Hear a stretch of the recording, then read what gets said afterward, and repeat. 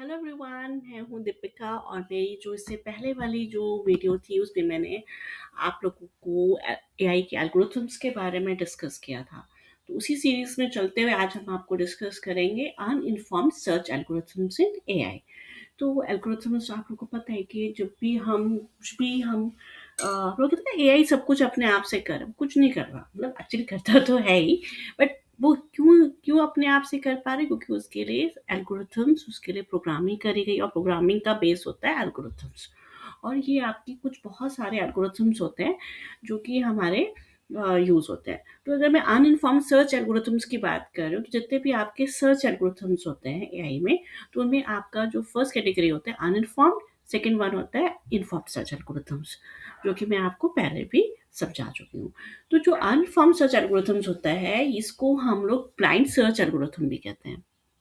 ये क्लास होते हैं सर्च एल्गोरिथम में जो कि that do not use any domain specific knowledge about the problem being solve. मतलब उसको कोई it is a blind search, हमारा कोई स्पेसिफिक कंडीशन नहीं है, कुछ नहीं है, कुछ भी नहीं होता, बस हम उसको सर्च करना चाह रहे हैं। तो ये किस तरीके से विदाउट एनी प्रायर इन्फॉर्मेशन हम एक ह्यूज सेट ऑफ डाटा से हम अपनी इंफॉर्मेशन को रिट्रीव कर पाए, तो इसके लिए हम लोग यूज करते हैं अनइन्फॉर्म्ड सर्च एल्गोरिथम। तो uninformed search algorithm around information broad in problem definition, बस इसमें क्या होता है कि थोड़ी सी डेफिनेशन होती है जो प्रॉब्लम को डिफाइन, कि भी प्रॉब्लम क्या होगी। जैसे सपोज कीजिए कि आई वांट टू, जैसे हमारे पास एम्प्लॉय डाटाबेस है, तो एम्प्लॉय डाटाबेस में हम उन एम्प्लॉयज की इंफॉर्मेशन लेना चाहते हैं जो इस पर्टिकुलर प्रोजेक्ट में काम जिन्होंने किया था। तो that is some information about problem. तो हम उस प्रॉब्लम को लेकर हम काम कर रहे हैं। तो इसमें क्या होता है कि इसमें suggest initial state, action available in state, या गोल स्टेट क्या है। गोल हमारा क्या है, यहाँ पर मैंने बोला ना कि इनिशियल स्टेट क्या है हमारी, कि हमारे पास ह्यूज डाटा सेट है, एम्प्लॉयज डाटाबेस है, और हर स्टेट में एक्शन क्या है, उसमें इंफॉर्मेशन, हर एम्प्लॉय की इंफॉर्मेशन है उस डाटाबेस के अंदर, उन्होंने कौन से प्रोजेक्ट्स पे काम किया है, कब ज्वाइन किया था, कौन कौन से उसमें रहते। और गोल स्टेट क्या है, हमारे को ये है कि इस पर्टिकुलर सपोज कोई प्रोजेक्ट है एक्स वाई, उस एक्स वाई प्रोजेक्ट में कौन कौन से एम्प्लॉयज ने काम किया, तो हमने ये इन्फॉर्मेशन पता करनी है। तो that is our goal state. Initial state employee database, actions, हर स्टेट के साथ में कौन कौन से एक्शंस हैं। गोल स्टेट, हमारा गोल स्टेट है कि वो एम्प्लॉय जो एक्स वाई प्रोजेक्ट में काम करा था जिन्होंने। So they are called blind because they do not have heuristic function to guide the search towards the goal state. अब हमारे पास केवल प्रॉब्लम डेफिनेशन है, हमारे पास कोई और ह्यूरिस्टिक फंक्शन नहीं है कि जो हमें गाइड कर सके कि इस इंफॉर्मेशन को हमारे को कैसे सिस्टमेटिक। अभी तो मैं आपको केवल आप लोग को मैं इसलिए बोलूँ एम्प्लॉय डाटाबेस है, एम्प्लॉय डाटाबेस की तो आपको एग्जाम्पल समझा रही हूँ, लेकिन जब हम एआई या डीप लर्निंग की बात करते हैं तो हमें ये इन्फॉर्मेशन बहुत ह्यूज डाटा, इसमें बिलियंस ऑफ डाटा है, हम मिलियंस ऑफ डाटाबेस की में से अपनी इंफॉर्मेशन को हम निकाल रहे हैं। आप यहाँ पर जब हम एआई की बात करें, छोटा वाला डाटाबेस मत सोचिए, नहीं आप सोचो, because don't think like this, think about very big how this information is been retrieved here, that is okay. Then uninformed search algorithms क्या कहते हैं, ये एक बेसिक सर्च स्ट्रेटजी, मैंने आपको पहले भी बताया था, पहले वाली क्लास में भी मैंने आपको बताया था कि जब मैं सर्च एल्गोरिथम्स की बात करूँ तो सर्च एल्गोरिथम आपके फर्स्ट कैटेगरी ऑफ एल्गोरिथम्स आते हैं, और ये बहुत ही बेसिक एल्गोरिथम्स है, बिल्कुल स्टार्टिंग जिससे आप लोग कहते हैं ना एल्गोरिथम्स की, तो ये बिल्कुल बेसिक अप्रोच वाले हैं।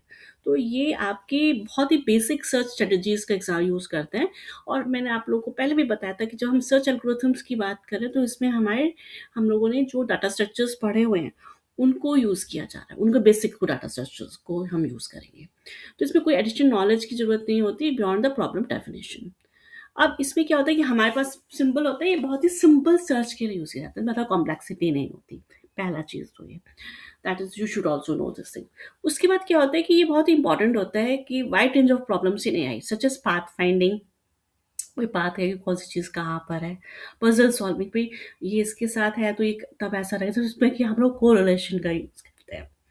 तो स्टेट स्पेस स्पेस सर्च, वो किस कंडीशन में है वो चीज़, तो वो चीज़ को भी हमारे को फाइंड आउट करने में हम अनइन्फॉर्म्ड सर्च एल्गोरिथम्स का यूज़ करते हैं।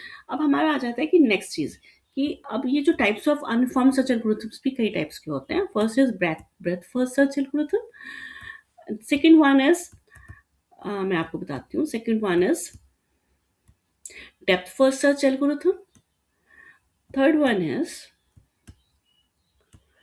डेप्थ लिमिटेड सर्च एल्गोरिथम, बिल्कुल आप अगर ध्यान से थोड़ा बहुत आप थोड़ा सा आपको दिख भी रहा होगा कि ये सब कुछ आप लोगों ने जैसे डाटा स्ट्रक्चर्स में पढ़ा होगा सी प्लस प्लस के साथ, बिल्कुल वही वाले एल्गोरिथम्स को और इम्प्रोवाइज कर दिया गया और आपके एल्गोरिथम्स और बढ़ गए हैं, लेकिन बेसिक वही है डाटा स्ट्रक्चर।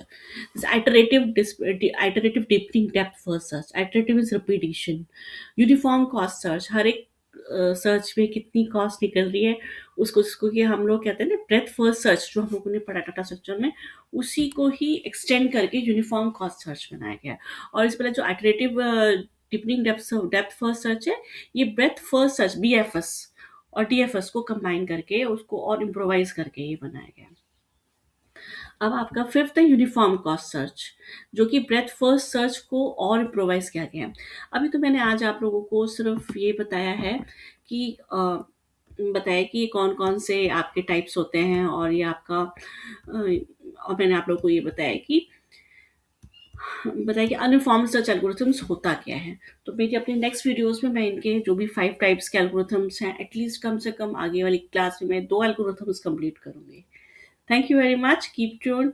और आप लोगों को और क्या चीज़ आप जानना समझना चाहते हैं, और क्या क्या आप लोगों को चाहिए मेरे वीडियोस में, तो मुझे प्लीज़ कमेंट करके बताइएगा। Thank you.